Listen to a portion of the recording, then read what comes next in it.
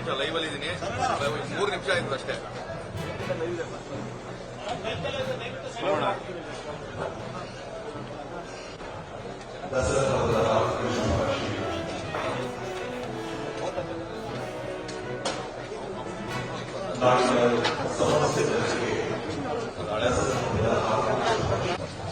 Live ಐತೆ touch ಮಾಡಬೇಡಿ.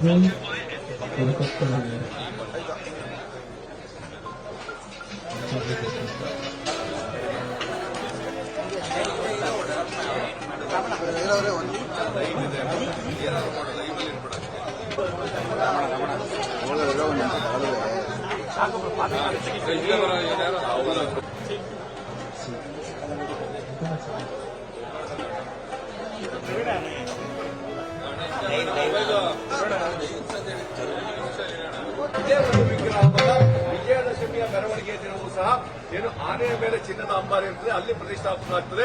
ಆ ಜಂಬೂ ಸವಾರಿ ಮೆರವಣಿಗೆಯಲ್ಲೂ ಸಹ ಇದೇ ವಿಗ್ರಹ ಭಾಗಿಯಾಗ್ತದೆ.